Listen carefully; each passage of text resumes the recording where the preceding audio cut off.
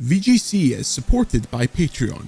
Check out patreon.com/videogameschronicle for more podcasts, ad-free browsing, and extra content. Thank you for your support. They have taken untold millions that they never toiled to earn. It's VGC the Video Game Podcast, episode 146, with me, Jordan Riddler, Chris Scullion, Andy Robinson, and Chris Dring. This week, GTA 6 has been delayed, but first, how's it going, folks? Chris Dring, the man with the Majora's Mask brooch. How are you? It's been 5 seconds since you've been on this podcast. Are you well? I'm all right. Yeah, I there's been a couple of weeks, and it's been really hard, really difficult couple of weeks. Yeah, I'm doing all right. I'm having lots of fun. You wake up on a Friday and just think, something's missing here if I'm not on this podcast. I do. I feel it's not right unless someone said on the Chris Drink or called my publication the Games Business. Yeah.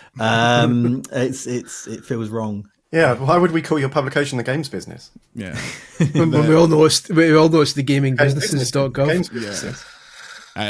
The Chris Drink thing is really taken on a mind of its own, especially in the VGC Discord community, because every Friday from about 3 o'clock, it's just Chris everyone's Drink got their emotes. Chris Drink. It's like, there we go, we're off on one. Andy, how are you? You getting on the Chris Drink this weekend? I'm all right. Yeah, I've adopted the Lando Norris Monster. Nice yuzu flavor. Yeah. As neither a fan of F1 or Monster. It's quite a revelation for me. Yeah, it's a bit too. It's like, does it taste like kiwi? Maybe it's melon and yuzu. That's the yuzu. Oh, that's what I can taste. Yeah, it's yuzu. Easily mistaken with kiwi. Yeah. Otherwise, I'm okay. I think. Yeah, it's been a busy week, hasn't it? Yeah, not much on. Chris Scullion, yuzu fan. How are you? I'm alright. I've finally ordered a set of clippers because my hair's doing my head in, and I can never find the time to actually just go. I thought you weren't going to cut it until Celtic won 5 in a row. But I'd walk out like I was just trying to think of someone with the longest hair imaginable, and it escapes me, like Christ himself. Yeah, I often think of you as a Christ-like figure. I mean. You wouldn't get an afro though. You would just get an incredible mullet, which I think grow your hair from now till SGF, and then just shave the sides in, and you look like a real dirtbag by the time we get there. Long time official Nintendo magazine readers will know that I grew my hair once, and it was the worst mistake I ever made in my life. So it's reached the critical point, and it all has to go. So this time next week next podcast it'll be gone. No. You know, I once helped run a university event, and I had a name badge, and it said Chris Ding on it. And so, the following year, I said just to let you know, my surname is Dring, and they gave me the badge that year, and it said Chris, it said Dring, but my first name was Christ Dring, Christ Dingo, Christ on a string. So yeah, I can believe Christ. Yeah, that was my connection. Good. Well, if you think of us as Christ-like figures, patreon.com/videogameschronicle is the best way where you can give to our parish. Over there you can get bonus podcasts. We put up an off-topic podcast this week, ad-free browsing, extra videos, all that good stuff, like our wonderful season ticket holders, including Tom Chapman, Chris Scullion, our patron of the week, who I hear is personally responsible for this week's delay news. Have you got any more on that? Yeah, I understand that Tom Chapman himself, he's a keen paraglider, and unfortunately, as a freak paragliding accident, he actually landed on the roof of Rockstar North in Edinburgh, went right through the roof and caused untold damage to numerous dev kits, and that has ultimately resulted in a 6-month delay. Well, Tom, I hope you're absolutely embarrassed with yourself there, but thank you for your continued patronage at patreon.com/videogameschronicle. Let's get into the news. Story number 1. Mega Chingling and Mega Baxcalibur have been confirmed for Pokemon Legends Z. I'm kidding on. GTA 6 has been delayed. Grand Theft Auto 6 has been delayed again. A statement from Rockstar Games. Hi everyone.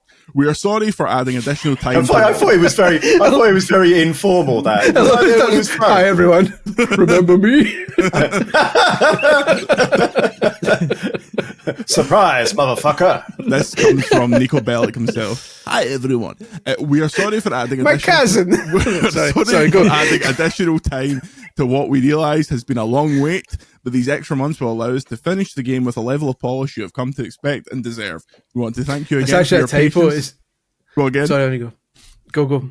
We want to thank you again for your patience and support while the wait is a little longer. We are incredibly excited for players to experience the sprawling state of Leonida and return to modern day Vice City.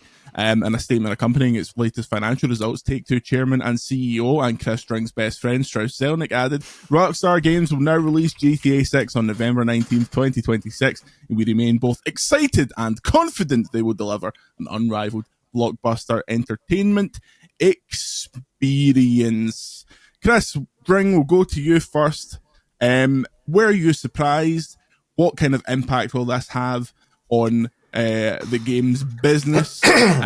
Just your thoughts on this generally. Well, I mean, it's embarrassing. I feel, my best friend Strauss, I spoke to him last night. My first question to him, the way I phrased it, Strauss, you said you're extremely confident in that May 26th date. Are you extremely confident in this November 19th date? Was my question. And he said, thanks for the way you phrased that. Extremely.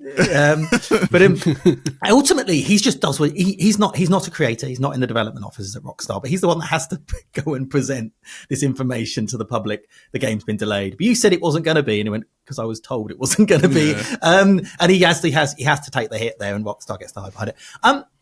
It is. I'm surprised because they announced a date in the first place. One of the questions I asked him was, why have you set it even November 19th? It's over a year away. What if you're going to just don't set a date? Say 20. Just is there? Can you? I mean, I get it. The industry wanted him to, but it's. I'm surprised they're still announcing the date. He said it's not that far in advance. It still feels quite far in advance. It's quite impactful on the video game industry. Nobody wants to be near it. So you already can see it right now. Right? October got busier in the end, but it's really quiet in November because we all thought September was really busy because everyone thought GTA was coming out this Christmas. Then you've got it's now coming out in May. So nobody's going near May.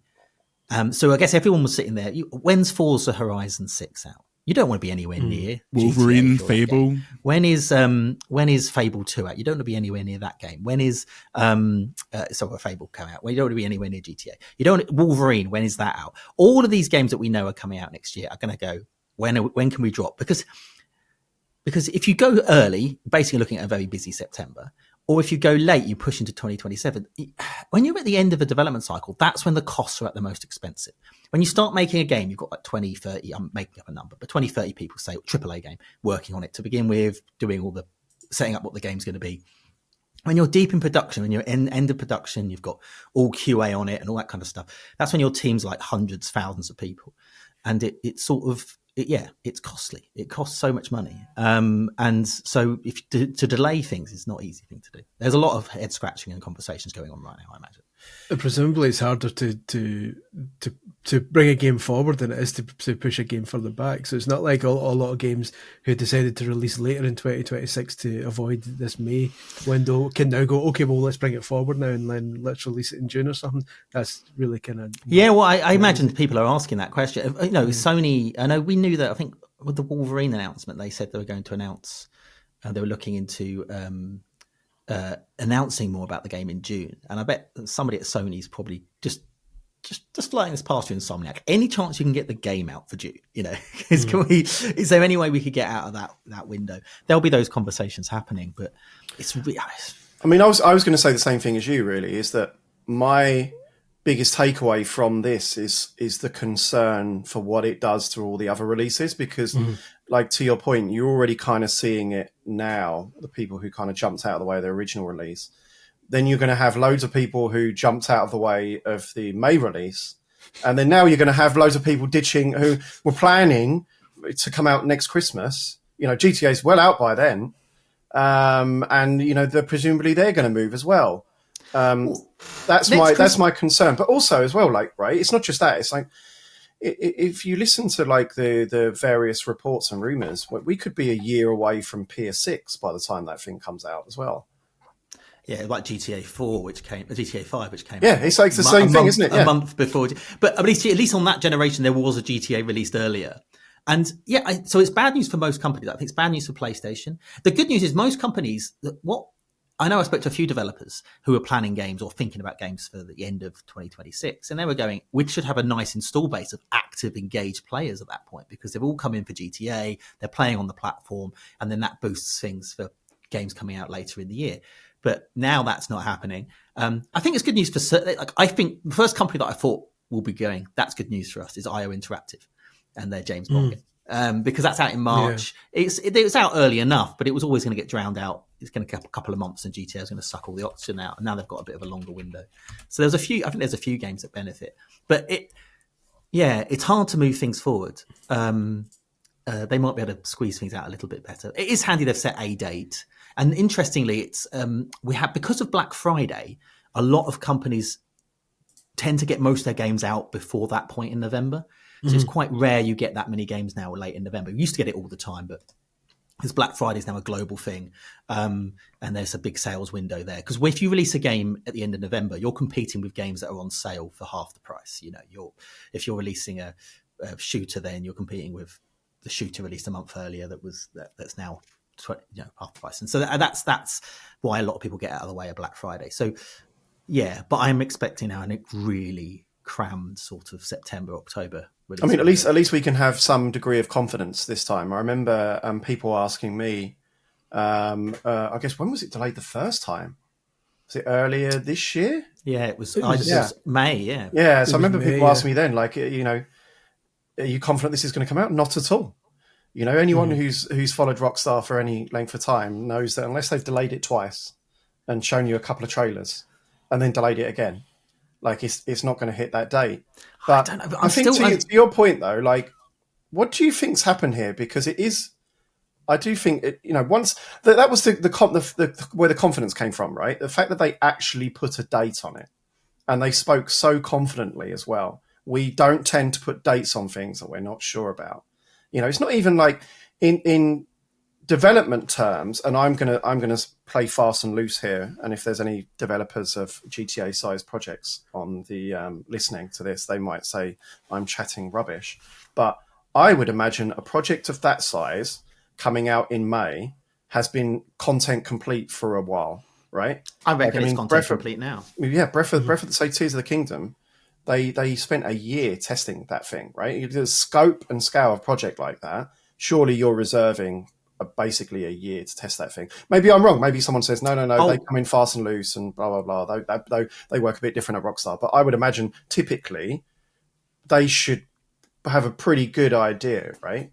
I would be surprised if that game's not content complete. But I think if you look at some of the things one of the things that came out in those financials, buried in the GTA news, was how disappointed Take-Two is in Borderlands 4. Right, so Borderlands 4 came out, and and they were happy with the critical response. They said all the positive things they say, but I asked Strauss outright because the way they phrased it they talked about how Mafia beat expectations. They didn't say anything about Borderlands sales. Yeah. So I asked Strauss, "Are you happy with Borderlands sales?" And he went, "I'm happy with this. I'm happy with this. I'm happy with this." But no, they are softer than we expected. And he answered for that. He believes the reason for that is because the game didn't run right. There was technical problems with the game on PC. So that's an awareness right to the top of that organization that the reason why that game didn't deliver what was expected of it, because there was technical problems. And obviously Cyberpunk 2077 is shadowing this whole generation, right? Don't get this wrong. And so, they're getting to the point where they're going, do we need 6 months to make sure that we don't have a Borderlands 4, even worse, a Cyberpunk, where we're, on the back foot because technically it isn't right. So I actually do believe that he says polish. I believe it. I believe that it is just about making sure that game doesn't mess up. There's a few things I do wonder if the delay allows them to do something they weren't planning. Maybe they can get the online component done in time for it. Could they get a PC version done in time for it? You've also got, although they weren't directly responsible for this, you've also got the GTA trilogy release fiasco as well, which they're still kind of that did some damage. There's some damage control needed there, so obviously they don't want, even though it wasn't them that developed it. Then they took a dent. And the truth is, Take-Two have always got a very long term view. They've got games like NBA, which is just I think they had 5 million copies of NBA, double-digit growth over the. Can we reserve a little spot for Mafia? It's good to see them pleased with how that had done, right? Isn't it nice to see a single-player linear game? Do well for an American company. Yeah. So they were happy with that. They were happy with the mobile stuff doing really well for them. Zynga's starting to swing for them now. So they overall as a business, they're pretty safe, and they can go if GTA delaying the amount of people working on that game right now, delaying it by 6 months. I dread to think the cost. That's, we're talking tens of millions. I do admire them somewhat. Take-Two. Dangerous thing to say about any corporation. They do tend to they give their developers time, right? Yeah, that's useful when you've got GTA Online sat there printing money for you, and that's the problem that Ubisoft had, right? That they didn't have that. Like EA had Ultimate Team, and other publishers will have their live service games. But he does, like, say for example, BioShock, right? They've been working on that for ages. So Take-Two, what I like about them, it's also almost a Japanese trait. They have quite a long-term view. So even if they don't, EA are very, very much like... Sorry to interrupt. To add to that as well, he also came out recently and was quite down on generative AI. Yeah, he's not. He said he wouldn't make it. Take-Two hate trends. He's a really interesting... There's a former CEO of Nexon does these sort of articles. I really love it. Zelnick is extremely skeptical of the hype circle of everyone saying VR is the future, AI is the future, metaverse is the future, blockchain is the future. He sits there and goes, yeah, is it? Every time it's always very skeptical, and a very healthy skeptical. We should make GTA 6, Straz. Should we though? Not for sure. But so yeah, it's very we should release it on the date, Straz. No, I'm not sure. He's a music industry guy as well. It came from BMG, right? Yeah, BMG. Big fan of Chesney Hawks. But he's what I find. Going back to Take-Two take a long-term view. So what that means is if someone like EA is releasing a game, they have to delay it and it adds so much costs onto the game. That means the margin might go, the game is not profitable anymore, and they might kill it or they might force some massive change on it. Whereas Take-Two are very much like, sure, this game may not make the money back now because we've had to delay it, but hey, we're thinking about the future of the franchise, future of the IP, and they do that a lot. BioShock, there are certain things like BioShock as a brand, we haven't seen it we think it's been a long time since GTA. It's been long amount of time since BioShock. It might as well be not quite, but for most people, it's a new IP, right? Yeah. Infinite didn't really land in the way that they hoped. So really, you're talking about. I think BioShock 1 came out in like 2008? 7. Yeah. So then 2 probably came out, 2010 or 2009? 2000. That was quite quick, wasn't it? That was like Because was it not 2 came in that did most of it? Yeah. And then, It's BioShock's a weird one because, like, images and footage of a BioShock 4 that is now, by all accounts, completely scrapped has been, like, circling for quite a long time, and that game has just been, like, nowhere at this point, which is odd. I think they got rid of the creative director. They replaced the creative director, didn't they? Yeah, they should get Ken Levine back in. He's not doing much. They've drafted. Well, he's making BioShock, mate. Basically, by the looks of it. No, he isn't. Like, that game doesn't exist. It's never coming out. They've drafted in the Ferguson, haven't they? They drafted in the Fixer to get BioShock out, which they've done before. Yeah, which they did to ship Infinite. Yeah, yeah. I'd love to read a book by Rod Ferguson, right? And it would be called The Fixer, right? Like he just parachute him into dev teams and ship the game. Like they're probably putting him onto GTA 6 now. I mean, speaking of that, very famously, Rockstar, when they had problems closing their games, they used to send for the Benz, Leslie Benzies. He's not up to much these days. He's like Michael Wolff's character in Reservoir Dogs, right? Yeah, he's really good at closing things now. He's very good at getting things out, but you need someone else to make sure it isn't. Take-Two are quite good at that. I do think that sometimes there's an element of giving dev teams time and creative space, and then there's Ken Levine closing up his studio to make quicker games, shorter, smaller, quicker games, and then not release anything for 12 years. That's a weird. I find that Ken Levine thing really, because that studio is not part of 2K, Rockstar. It's a standalone business unit within Take-Two. This one weird Ken Levine floating studio. I'm not quite sure the business means for that. Is it just because they're like, would rather have him in here doing his stuff with us than out there doing anything else? Like, just keeping a leash on him? This is what I'll give them. Again, we're blowing smoke a lot on Take-Two. Your best mate, Straussy, big Zelly boy. But you see the amount of creative leaders that end up at Activision or Ubisoft, or less so Ubisoft, but or EA, and they fall out with them after a couple of games. They end up going somewhere else. The Housers did not. Well, they would take Two forever. Sid Meier is still at Firaxis, right? Lovely man. These sort of geniuses, creators, they could launch their own studios. They could go anywhere they want. They choose to stay with this corporation. And I guess I actually asked him many years ago, what's the secret? And he just went, I'd leave him alone. Piles and piles of money. and we reward them properly. Speaking of Mr. Benzies, it's like the Simpsons thing, is it? How do you sleep at night? On piles of money with many beautiful ladies. In terms of Mr. Benzies, do you think GTA is petty enough to put a Mind's Eye Easter egg in there?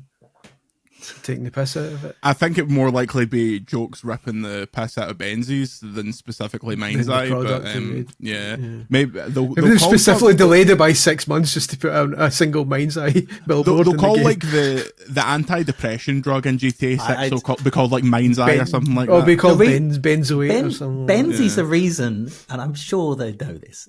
At GTA Online. I think GTA Plus subscriptions are up 20%. GTA Online revenue continues to outperform every single time. GTA is still one of the most relevant games in the world, despite it came out 30. And that's because of a game mode that Benzies created. And so, I say he wasn't created by himself. That's gross. He did it. I'm just sitting back. Himself. But he was definitely part of it. I just, I think, you can... well, we're not going to talk about Builder Rocket Boy. We could be here all day. No, I had a correction. The character in Reservoir Dogs is Winston Moore, not whatever I called him. We actually, while we're on GTA, we've got a question here from Dealbreaker J on the Discord. You know that it will still sell absolute gangbusters, but do you think these delays will hurt sales at all? I know a small sample size, but I've already got some mates that are fed up and say they've just washed their hands of it as of now, although Dealbreaker J does point out that a new trailer will get them back on side. He's just curious if something like this affects sales. And my sample size of people who talk to me about games because they know what I do but don't really understand games, they're just like, oh yeah, I heard that's not happening anymore. I heard that it's getting moved to the next PlayStation, all those kind of playground rumors. But I maintain that this is going to be a launch unlike anything anyone's ever seen. I don't think it matters. We actually live in this we call it the post-tension economy, where there is so much stuff for us to watch and play. Like I've got a list of things I want to do that's a mile long. So I actually don't get hyped for stuff very much anymore because there's no chance to. I can't get excited about that Star Wars movie that's whatever years away because there's 5 or 6 Star Wars things coming out in between. It's reaction I've had from a few people was, I have more time to save up because a lot of my friends don't have modern PlayStations. They haven't upgraded yet, or they've been out of the cycle. Probably GTA 5 was the last game they bought, and they're waiting for this one. And they go, that gives us a bit of time, or maybe I get it for Christmas. And the other response I got was somebody just saying, brilliant, because I've been trying to, I was thinking he's going to get a Switch 2. He's been thinking about getting it. Was holding on for a PlayStation. So it's people that just use it as I don't know. I think people when it comes out, they'll get really excited and they'll buy it. It's going to be crazy. It's going to be like companies are going to see a massive hit to workflow the day that game comes out because people are just going to stop going into their jobs and stop going to school and shit like that. It's going to be. There's a few questions around it, like what's the online mode going to do? Because that's what is driving GTA at the moment. Do you think it launches alongside? I feel like it won't. No, I don't think it will. I mean, and there's which means GTA's main competitor at launch will be GTA. It's a nice place to be. So it's a strange. It's the first game without Dan Houser. It's the first game without Leslie Benzies. It's a new team, but Laszlo.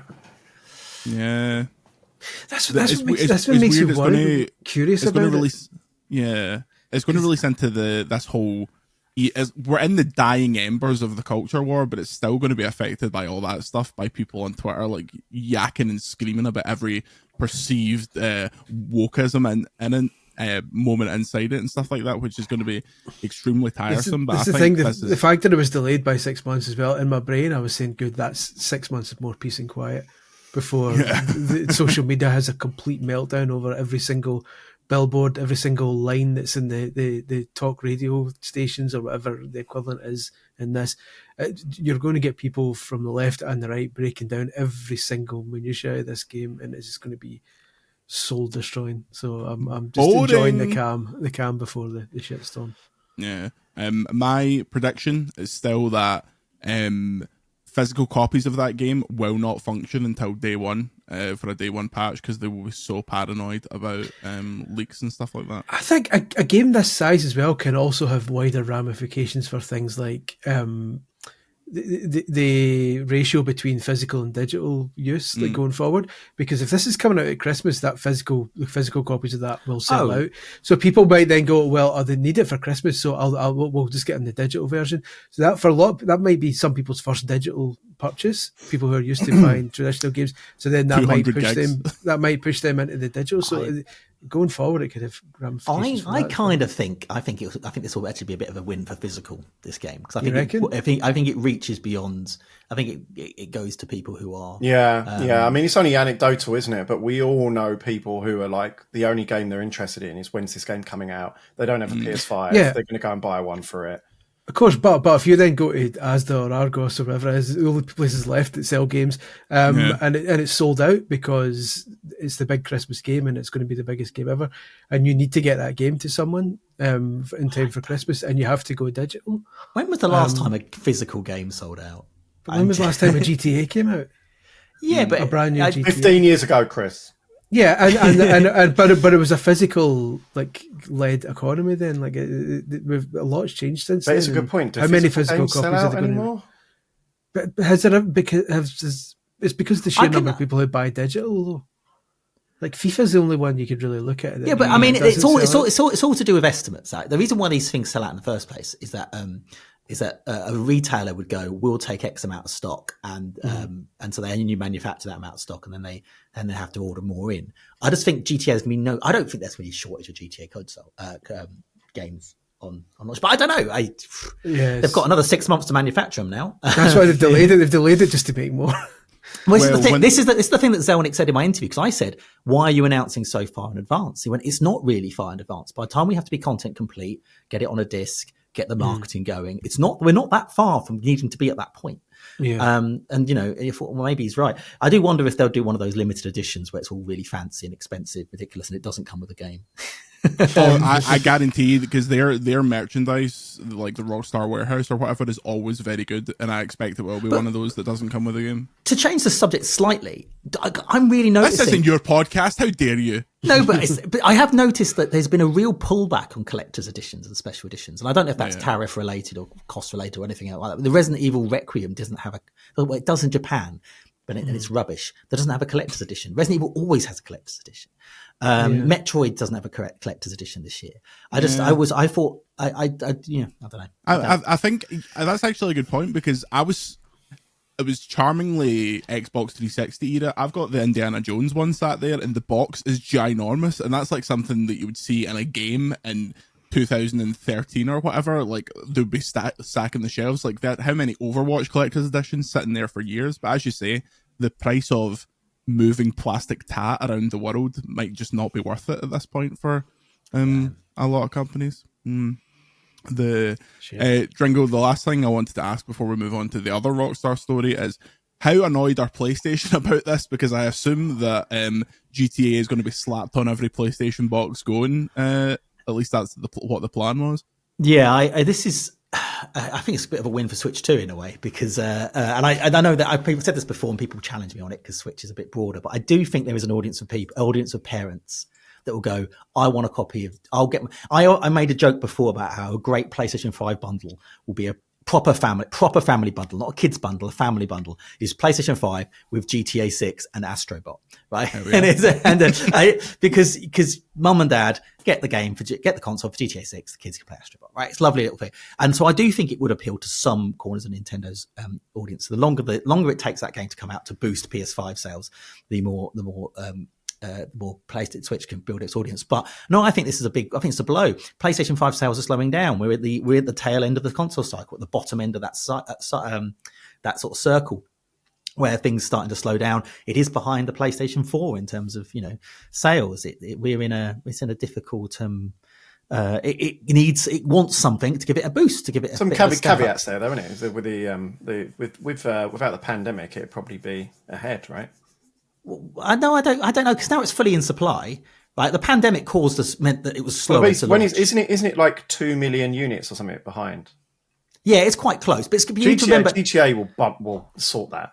No, yeah, for PlayStation. But you need to think from a console industry point of view. Oh, you're talking about all consoles. Yeah. Xbox is so far down. So when people say, "Oh, I did this piece about how the console market's down," I had a lot of people go to me, "No, I think you'll find Xbox is down." I'm like, but those Xbox customers haven't gone to PlayStation, or at least maybe they have, but there is definitely a lost audience somewhere between one generation and the next. No, they're just playing on Xbox, mate. Play PS5s and Xbox. They're playing on the so there is the overall audience has got smaller, and what's going to help lift the market? Well, it's going to be games. And you sort of look at the year ahead and you go, what game's going to do that? Well, it's GTA's the one that's going to move the needle the most. And I do wonder if this console generation really ending in 2027. I'd be surprised. Because it's another thing, like we've not had a Naughty Dog game. We've not had a Rockstar game. There's so many developers that have just barely got started. Is Intergalactic even a PS5 title at this point? Well, console generations aren't what they used to be, though, are they? Like PS6... we've had this conversation to death. Yeah, right? we can't do that same bit. That last transition between 4 to 5 was like the smoothest. The next one's going to be even smoother, right? It's just going to be. I think that I would put good money on Intergalactic being the 2027 game, which would follow Last of Us coming out in 2020, the last year of the PS4s as the main consoles. I thought you meant but at least on that generation, remastered. But at least on that generation, they had Uncharted 4 and they had Uncharted Lost Legacy. There were 3 original Naughty Dog releases. That's when games were easy to make, Chris. It's impossible. At the end of the day, we all know the real reason GTA was delayed was because it was set to release just 3 months after Mario Tennis Fever. Yeah, that's too close. The same period as the Yoshi game. I think that's a bit. Actually, no, you're right. It's actually because of the proximity to Mandalorian and Grogu. It was supposed to be out the same week, and they've all same day, wasn't it? Yeah, and they've decided, you know what, we can't compete with Pedro Pascal. Is that game? Is GTA going to come out on Switch too? Yeah. No, not 6, 5. Oh yeah, 5. They've sold 220 million copies. I'm talking about 6. 6 is not coming to Switch 2. I don't think. I don't think so. I think if they could, I don't. I think GTA not at 6 launch. is going to have trouble. No, I think GTA 6 is going to have trouble running on the base versions of the current gen consoles. So I think running on a significantly less powerful console. You've seen the way Resident Evil looks on that thing. It's not going to be. It's not. Resident Evil runs really well. Apparently, I've been preparing for some like honking ports on Switch 2. And I think the ports. It's the opposite's happened. All the ports that I've seen. Final Fantasy looks like the PS5 version. Yeah. But I mean, obviously, with your play eyes, once you start counting pixels and stuff, Cyberpunk's great. That doesn't run. No, but PS4. of course, it doesn't run as well. That's the PS5 version. Right, of course. That's what I'm saying, though. I think that GTA will not run well on base PS5. The DLSS is a silver bullet. I think it is different now, isn't it? It is. You are seeing the shift where, like, I had a long conversation with the director of Final Fantasy VII Remake, right, about the Switch 2 version, and he's a programmer. He was the lead programmer, I think, on the Final Fantasy 13 series. So that's his background. So he's like well in for these questions. I'm so glad you asked. Anyway, let's go into detail. And he was just making a big thing of like, well, everything scales now. You know, we make these games to scale. We make them for PC. They run on Steam Deck. Yeah. You know, they run on Xbox Series S. Yeah, I think GTA is probably going to push the boundaries more than most consoles. I think that'll make it harder for Switch 2. I actually think Resident Evil Requiem looks amazing on Switch 2, and that's the version I'm getting because I don't get as much TV time. I mean, very different types of games, obviously. And my view on it is if it can run, if it runs well on the Switch, it doesn't have to look anywhere near as good. I don't care. Yeah. If it runs well, I will get the Switch 2 version because I have more time. But just GTA going to be able to do that? I don't know. But I know full well that third parties, they're hoping Nintendo can be a better home for them because there's an element of in the console generation situation, Xbox effectively backing out of hardware, right? Effectively going, we're not playing the console war game anymore. Means that you're not going to get big marketing deals with Xbox outside of Game Pass. You're not going to be, Microsoft's not fighting for Microsoft's not going to try and drive console sales in order to satisfy your platform. They need, that means PlayStation doesn't need to offer marketing deals anymore. Yeah, I mean, it's notable that Resident Evil's not announced anything this year with PlayStation, right? Instead, they've announced stuff with Nintendo, and that is an opportunity, for Nintendo to go, hey, could we be the home? You look at those. I did an interview this week with somebody who goes up live next week, and they were talking about the Switch too, and they were saying Nintendo developers are very, very good at making these really big, complex games run well on their hardware. They need to start sharing that experience and that tool set and that middleware with other developers, third-party developers, because there is an opportunity here. Third parties want a competitor to PlayStation. They need that. And if Xbox isn't going to provide that anymore, what is? And maybe it's PC, but Nintendo could play that role. Will never be a full competitor. Nintendo wouldn't be interested in that, but third parties are interested in that. And therefore, if GTA 6 could run on Switch 2, if there's a way of creating a basic version that does a job, I know that, they will want to give that a go. I'm like you, Jordan. I'm not entirely sure that's going to be remotely possible. There's some chatter that something might be going on with Valve at the moment, potentially seeing a gap. The return of the Steam machines. Here we go. Steam Deck. Get your controllers with those horrible little nipple things on them back out. Man, I like almost like stubbornly use that as my main controller when we were making ukulele. Got up with those stupid thumb pads, Like I knew it was bad, but no, I'm persevering. This is the future. The exciting thing for me is that Switch 2 is still only 5 months old, and we're what it's like when new consoles come out. It takes a while for developers to get the most out of each system, especially because there's still the reports of dev kits kind of being slow to reach certain studios. You wonder if when the studios get a lot of the Switch 2 launch games didn't have DLSS, for example. You wonder it's not like for like. If studios spend more time. I wonder if Rockstar starts really pissing around with DLSS, can spend longer with the Switch 2 hardware, whether they can actually come out with something that actually looks really. I mean, probably the best barometer if you can is get 30 FPS. Yeah, if you can get 30 FPS. And it look and based on the trailer, it looks game. Yeah, it looks based on the trailer, it looks decent, really good. Right? If you can get GTA 6 running at 30.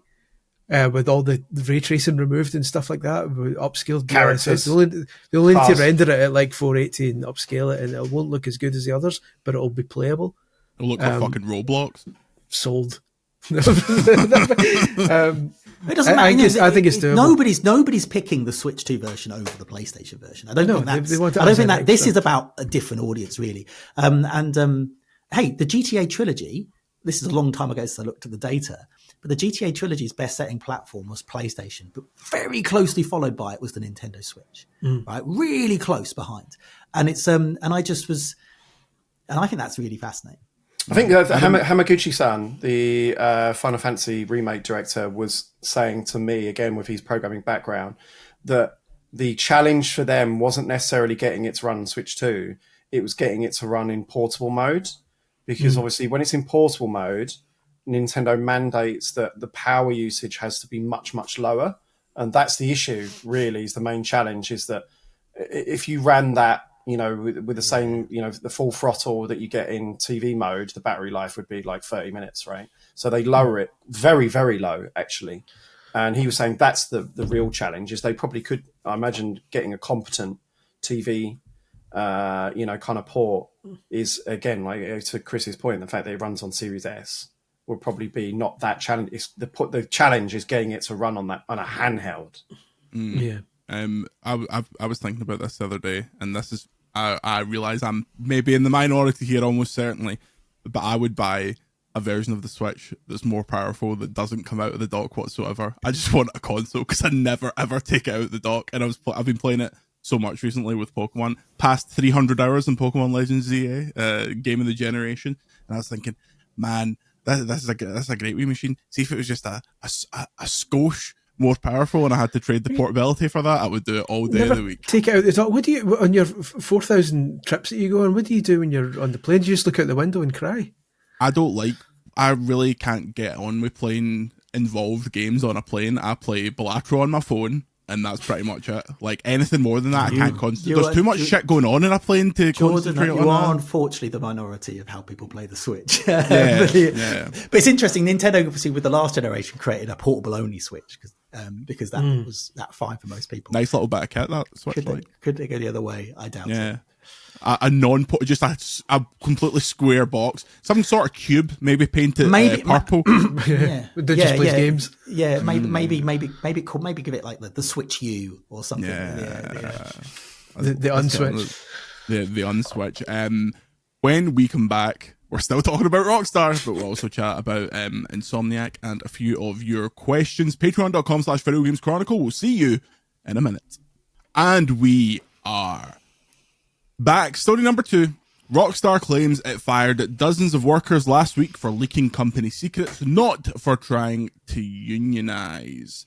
Last week, the Independent Workers Union of Great Britain claimed that Rockstar had fired over 30 staff across its offices in UK and Canada. The union alleged last week that the employees were fired because they were part of the IWGB Game Workers Union channel on Discord and were either members of the union or were attempting to organize a union at Rockstar. In a strongly worded statement, IWGB called Rockstar's move, quote, a brazen act of illegal union busting, with its president Alex Marshall accusing the company of, quote, a calculated attack on workers organizing for a collective voice and to improve their difficult working conditions. A spokesperson from Rockstar, parent company Take-Two, denied this last week, saying that the employees were fired for, quote, gross misconduct and no other reason, but didn't elaborate on this. Now, Bloomberg has received an updated statement from Rockstar in which the company claims the, quote, gross misconduct in question revolved around the sharing of company information in a forum that included non-Rockstar staff. Quote, last week we took action against a small number of individuals who were found to be distributing and discussing confidential information in a public forum, a violation of our company policies, the statement claims. This was in no way related to people's right to join a union or engage in union activities. Since this happened, there's been protests outside Rockstar North in Edinburgh. It's taken on a bit of a life of its own in Scotland, at least. The Scottish Greens were there, shout out Ross Greer, and it's been covered in mainstream news. Dringo, were you surprised to see this? What was your take on this generally? Because we had heard there was whispers of it going about just before it all broke, and it was hard to tell what was actually going on, but it's very much massive company says they said at the minute. So what do you think of all that? Yeah, I don't really know this union very well. I've run into a couple of unions that I think in the games industry who are relatively young, relatively startup, and I just think they're a little dodgy is probably not the word, but just like, what are you doing? So, and as a result of it, I have a certain skepticism around certain unions. This is unions, not the idea of unions. So I don't know. Obviously, we don't know the details. Are all 30 employees that were laid off part of a union or planning to unionize part of that conversation? Was the forum a forum where a load of people were chatting with union people about unionizing and they were sharing company information in there? So if that was, are they using? I know from a lot of the media outlets that have laid off staff that unionization is a real problem. It's not a problem. It's a real challenge for them. I wouldn't hearing behind the scenes about what happened at Polygon. I wouldn't be surprised if the reason why they did all of that and sold it was because they didn't want to deal with the unions anymore. I don't know. I once asked Zelnick ages ago about his view on unionization. His point was that game developers earn lots of money, they get loads of benefits. It can be a bit tough on deadlines, but broadly speaking, they have a particularly good existence. He'd be surprised why they would want to unionize. But he said, but if they do, fine, we can work with unions. And that was his answer. So I can only go with what people are saying. I don't. Take-Two seemed to be, and Rockstar generally seemed to be operating under the idea that they were sharing like company secrets in this Discord. And since then, there's been a post on the GTA, I think it's a fan forum, or it might be, I doubt it's the official forum, but there's been a post that's been verified by the devs from one of these developers that's been fired, and apparently they were quite close to reaching the the 10% mark, which allows them to be kind of acknowledged and to have collective bargaining. And it's people from that group that were that were binned off. So it seems like a leak is coming from inside the house. Scullion, this is a really, really terrible look. And if those who have been let go are being entirely honest and everything they say about just trying to unionize is true, Rockstar don't really have a leg to stand on here, do they? Yeah, if everything they're saying is correct, I'm in the same kind of boat as Chris, where like you say, it's all very they said we said at the moment, and we don't know what discussions were going on in this group. Again, like from on a wider scale, I obviously would support unions as a concept, but again, we don't know what was being said. A totally hypothetical scenario is if they've gone into this group and says we want to join the union because at Rockstar this happens and this happens and that happens and that happens, and their contract tells them they're not allowed to tell anyone that, then Rockstar legally can say, well, you told them this and you told us you weren't supposed to say that, and that's what they can do them. So I'm wary, again, as with Chris, I'm not massively aware of this union, so I'm wary of them making statements like a brazen act of illegal union busting, because we know that Rockstar and Take-Two can hire all the lawyers, and they must have looked into this beforehand and been happy that it was watertight before they went ahead. Unions also, I remember the Quantic Dream thing, and it's an interesting. So there was all this the language coming out of the unions around that was like, this place is the worst. Like everything. This is everyone's unhappy. And I was invited into that studio, and it never came out in the end, but where I was asked to talk to them and stuff. And actually, the reaction that we did something on Best Place to Work Awards around it. And actually, I didn't really encounter anybody that was unhappy there. Now, I was aware that I was being slightly PR'd around this, so it became a bit awkward, and we ended up not doing it. But there was just a part of me that went, certainly there's hyperbole coming out of the unions. They'll always make everything, because they want members, right? That's their business model. So they'll always, and that's, yeah. So as a result of it, the language is very strong, but the language from unions are always very strong. Yeah. So yeah, it's difficult to know. I as Chris was just saying though, Rockstar know, this is one of the biggest corporations on the planet. They will have this buttoned up when they lay those people off. Do you think it's potential that the rub here is the people looking to unionize are, even in that Discord, they are doing things that they think morally totally by the book. It's not like we're revealing secrets about GTA 6 or anything like that. We're just doing what we think is the requirement to start to unionize, but something like that falls into Rockstar and Take-Two's like purview of, well, by doing that, by sharing something as stupid as, we had to work X number of hours across this period, not even saying for why, that would qualify it. It's a weird one, because obviously Rockstar, specifically Rockstar North, employ lots of very young people, lots of graduates from Edinburgh. Why do you think but at the same time, Rockstar's secrecy goes way beyond just the content of the games, as we know. Like we I know people who, being careful that I don't dox anyone here, but one of the parents at the school, when I pick up my daughter, she knows, she's best friends with a designer, like a fashion designer, and they work on Rockstar stuff. And every time she mentions it, her friend says to her, I need to stop you right there. I cannot speak about anything at all about what I've been doing, how my contract works with them, what I work with them. I keep slipping away in the middle of the night. exactly. why I'm sewing things at 3 a.m. So it's like they're no joke, right? I'm sure we all have. I've had the phone calls from Take-Two lawyers on a Sunday night. Like they don't mess around. Yeah, so I'm sure these contracts are watertight enough to say you cannot talk about any aspect of working at Rockstar in any way, shape, or form. And like you say, that these union discussions may very well have been made in good faith, but it might be enough to trigger Rockstar's team to say you shouldn't have been saying that. And so it's a really tricky situation without knowing the full script. In general, support unions, but also you have to kind of get the full story before you can comment on these things. Yeah, ultimately we're just guessing. Yeah, we're swimming in theoreticals here. I'm actually in the 100%. Discord, and I come down on the side of Rockstar. So I'm actually Leslie Benzies. yeah, get the Benz. Where's my glasses? Right, let's talk about something a bit more positive that we can actually comment on. Marvel Games says it'll continue to work with Spider-Man and Wolverine Studio Insomniac for years to come. This was in a chat with the Bold Game Informer.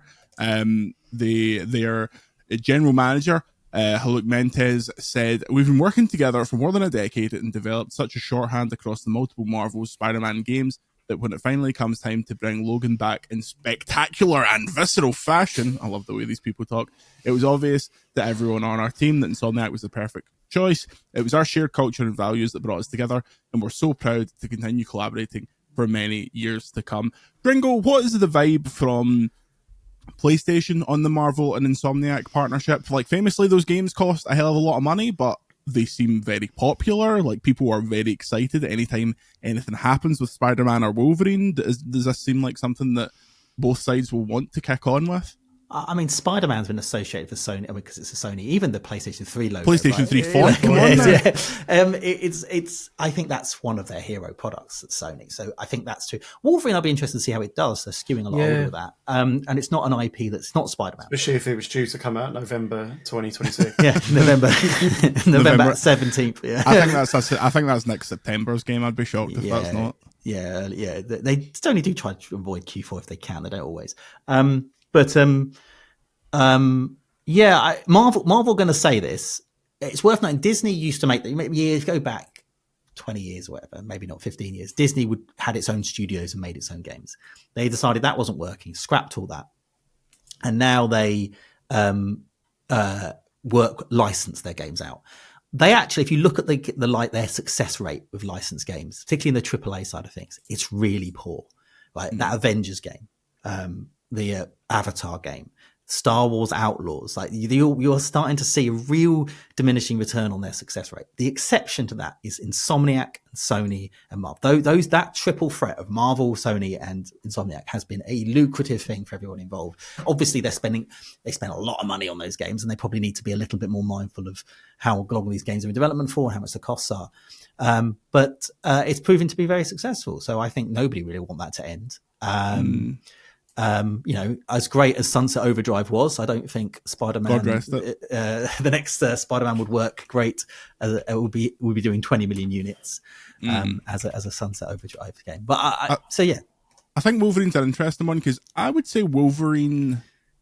Do we think Wolverine is a top 5 most popular superhero in the world? Because I think your 1, 2, and 3 are undeniable. It's Batman, Superman, Spider-Man. Those are the top 3. And then I think you get into these modern Johnnies like the Iron Mans, who no one cared about Iron Man. No one on Earth cared about Iron Man, but these films made people care about Iron Man. Thor used to be the most boring superhero of all time before the films turned up. Superman's the most boring superhero. That's the thing I was going to ask. I think the top 2 are obvious. I think Batman and Spider-Man are the obvious top 2. But is Superman... Yes. Number 3. Superman is the default superhero. He's the iconic one, but is he he doesn't... You look at the resonance of a Spider-Man, and you look, even people who like Superman are the same people who choose to play as Mario in Mario Kart. I choose to play as Mario in Mario Kart, but I don't like. Sorry, Greg, I don't like. But that's why it's not Cooper Trooper Kart. Like he still sells. But I'm also wary of this. I'm not wary, but curious to see how well this Wolverine game does. I think its success will be based on Insomniac's pedigree rather than the character, because nowadays Deadpool's more popular than Wolverine, and Deadpool's That's games not true. sell that. It's true. That is true. People dress up. Deadpool's not more popular than among Wolverine. The mainstream. Deadpool's more popular than Wolverine. No way on 100% he is. Not true. How many people dress up for Deadpool at Halloween versus how many people dress up as how many people dress up as Deadpool versus Wolverine at Halloween? Among the mainstream, like Deadpool's more popular. I guarantee you, Deadpool movies sell more than Wolverine movies. No, not even close. Not on your Nelly is that close. The Wolverine films and the X-Men films have made so much more money than the Deadpool films. Like when there was no Marvel films to compete with. What are you talking about? The Wolverine films were coming out alongside all the Marvel films. But nobody's watching that shite that came out.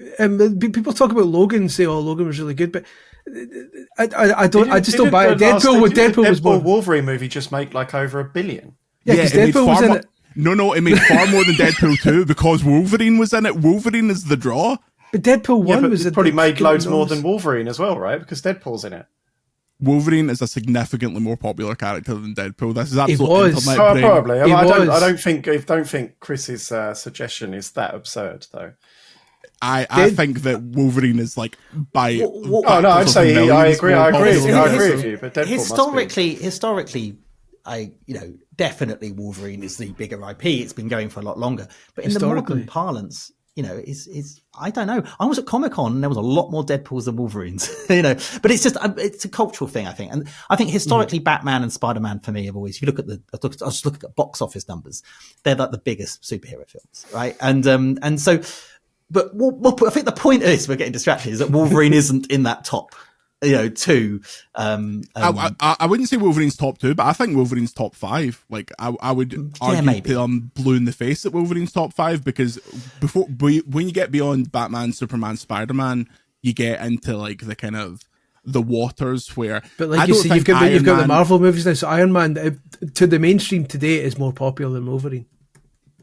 Yes, but I also think you can name any other, like Captain America's probably more popular than Wolverine. I don't think Captain America's more popular than Wolverine. I think it's just Iron Man. I think it's just RDJ that does that. Hence by the fact that Disney's like shaking its arse to get RDJ back in that new one, which will be absolutely stinking, no doubt. But I think Iron Man has been. I suppose if you take the Avengers property as a whole, I would push that above Wolverine. But other than Iron Man, and maybe because of historical context, Hulk is huge because Hulk is a cultural reference point. But no one gives one damn fuck about the Black Widow. I think Black Widow's more popular than Wolverine. You're often not. You are. Here's an evidence. When we were at Disney during Pokemon World Championships, they brought out the Avengers like walking about, and I was like, "Who are these absolute nomarchs?" It was like Doctor Strange and Ant-Man. It's like, where's the actual characters? Ant-Man. I think Wolverine is. I think Wolverine. I think the thing that will get in the way of the Wolverine game for some audience maybe is it looks absolutely brutal, which is excellent for me. Like that's what I want a Wolverine game to be, but it looks like an absolute beheading simulator. But the question before I went off my head, Chris Dring, was outside of Spider-Man and Wolverine, do you think that the future of Insomniac is going deeper in the Marvel bag? Obviously, there was some suggestion that this was all leading towards the X-Men, which is a very popular property as seen by like the 97 success and all that stuff. Or do you think they go, I think we need to stick a AAA plus lister, which is basically just Spider-Man at this point? It's not just about the quality of it's got to be a good game, right? And by the way, I got obsessed with this conversation. Deadpool did way better than the Wolverine, by the way, at the box office. Not my point remotely. Not even remotely. Champion. Not even. That's like yeah. You think ham sandwiches are better than cheese sandwiches? Well, this gourmet cheese sandwich is better than this piece of Billy Bear ham between two bits of shite. Like that's not my argument. Anyway, continue. I was still thinking about brand recognition, but Wolverine's clearly a big brand.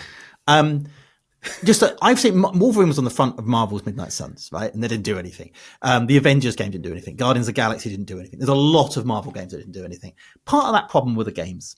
Right? It wasn't just the fact the IP isn't that strong. What I've come to realize, particularly in recent times, is Star Wars and Avatar not doing very well either. I think Avatar has been a far bigger flop than Star Wars Outlaws. Nobody talks about it. Is that the IP doesn't get you anywhere if the game isn't right. And that'll be that's the key element to it. You can have the greatest license in the world. It's really cool to play as Wolverine. But if the game is not doing anything interesting, isn't exciting people, it's just going to go the way of all the others. But Insomniac rarely put a foot wrong. So I'm not doubting it. It does look it looks more like God of War than Spider-Man, though, doesn't it? Wolverine. Yeah. And so, I'm looking at the top. Of course it is. Here we go. This is not me being an idiot.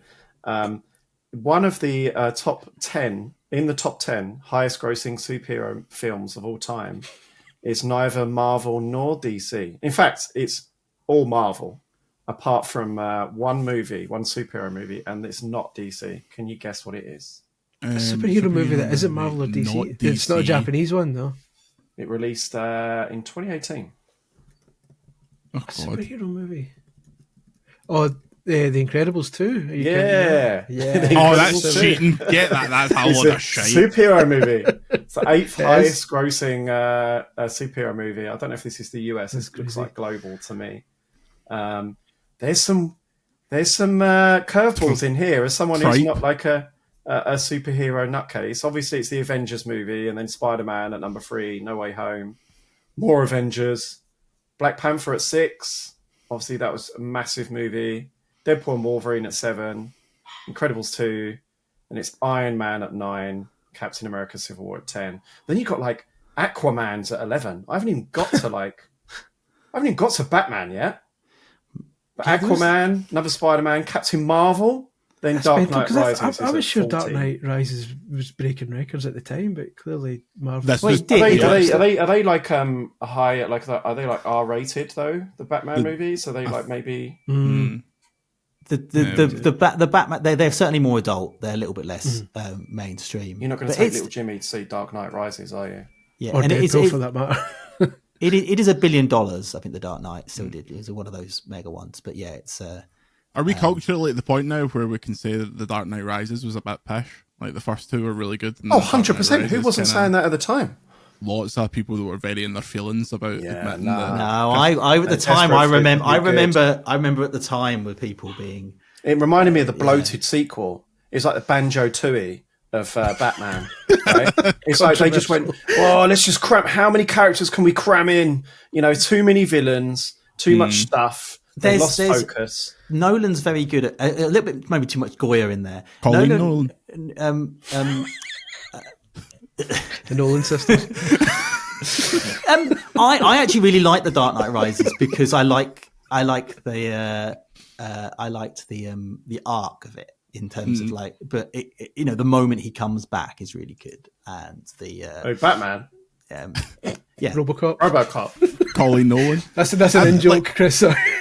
The bit that really the Dark Knight Rises was a film for stupid people, obviously. Like the bit at the very end where Michael Caine is superhero movies are for movies for stupid people. Yeah. That's fine. I don't like films. You're no arguing with me. The bit at the end where he's sitting at the cafe. Films. Michael Owen over here. And Michael Caine has got his little cup of tea, and he looks at the audience, and I was like, "Oh, that's great. Don't worry, that's that." Everyone with one sinew of brain activity will go, "Oh, is he looking at Bruce? Leave it a bit." Cuts to Christian Bale looking. Yeah, but I've heard his answer to that. I agree with it. They didn't want it. He didn't want it to be up for.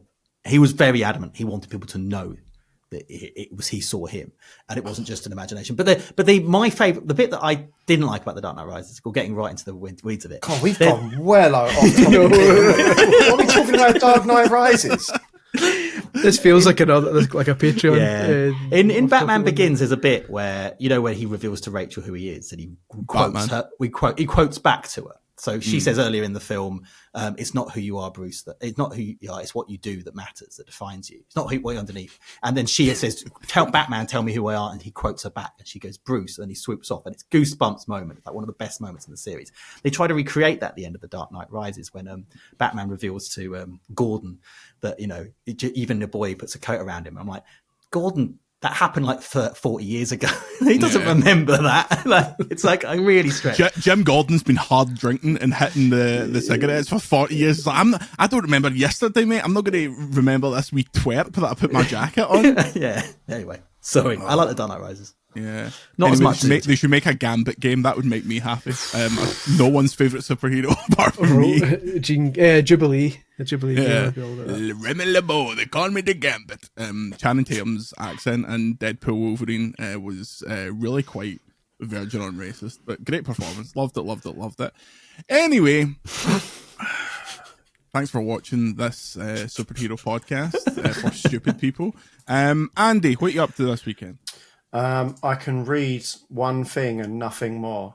Okay, No one everyone pay attention. Shut up, Chris. No one can even react to it, right? This week, I was at Nintendo for a Metroid Prime 4 preview event. Expect full coverage on videogameschronicle.com on Friday, November 14th at 3 p.m. CET. I have no comment. I don't even know Friday, what CET November is 14th. now. CET, are we in line now that the clocks have moved? No, we're in Central line with Echo time. UTC. CET's an hour ahead, I think. Well, it's usually an hour ahead. Yeah, I think it is again. Isn't CEST an hour ahead? STST. CEST.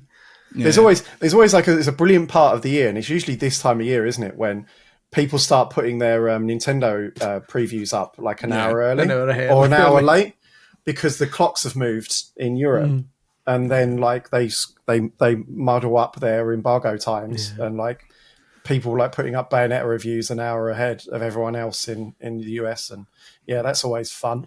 Many a window has been kicked in by a Nintendo lawyer because of the time zones.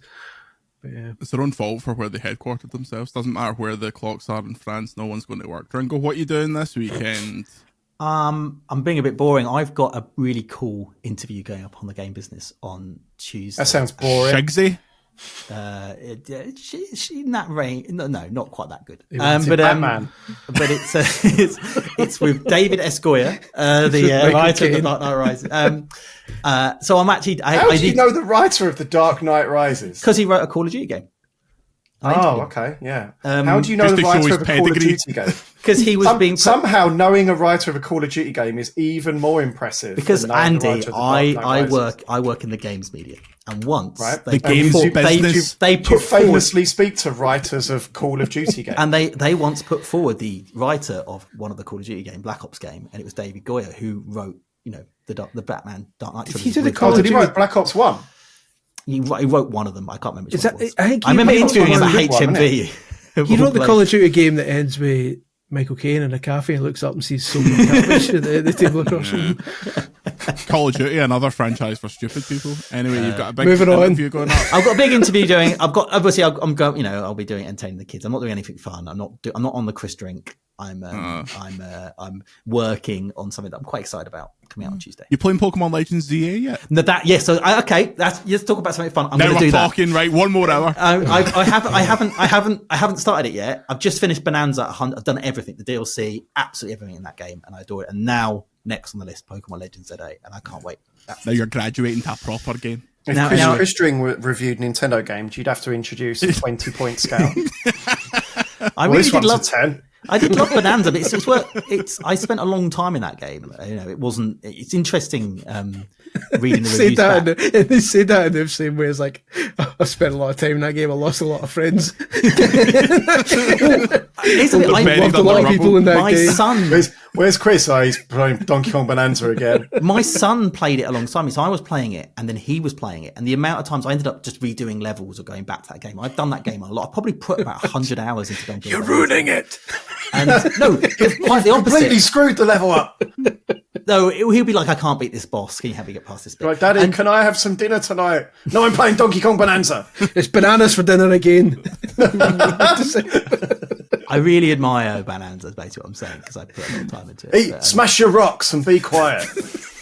I did like. If like Franco's Bonanza. son becomes a PlayStation fanboy, there's going to be an absolute breakdown on the game. He sometimes asks to play Astrobot, and then I no. and then I'm like, Yo, I I'm spit no on son. the floor. But Daddy, isn't that an Xbox?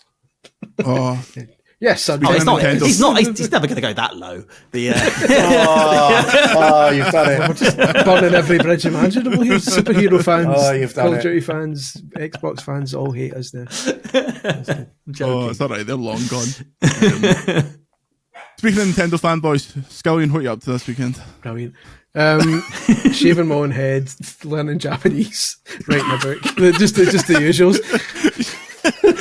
Shaving my own head, learning Japanese, buying a gun, Buying a gun. down. Buying a one-way plane ticket. Oh my God. I'm not. Absolutely not. Just because I'd like to live in Japan. That's all I'm saying. But yeah, so there we go. That's my visa cancelled. No, yeah, just the usual, writing my book. Yeah, piling on the agony. You add anything else, Jordan, that we're going to have to edit out? I've got quite a calm weekend ahead of me. Play some games. Ordered some Semtex. Just relax, chill out, have a good time. Thank you very much for listening. If you thought that the past hour and 10 minutes of entertainment was worth a few shekels, check out patreon.com. Don't know what accent is coming across here. Check out patreon.com/Video Games Chronicle, where I'll be publishing a list of all the franchises that are for stupid people, and we'll get that in your inbox. That'd be a good list, actually. Soon. That would be a good top 10 franchises for stupid people. Top 10 games that are for stupid people. Yeah, that's the pivot VGC is heading What towards. are in those 10? Pokemon. Well, let me tell you, Pokemon's number one with a bullet. Right, we're going. We've got lives to live. We've got websites to work on. Thank you very much for watching. Until next time, say goodbye, Andy. Bye. Say goodbye, Dringo. Goodbye. Say goodbye, Scullion. Goodbye, Scullion. And we'll see you next week.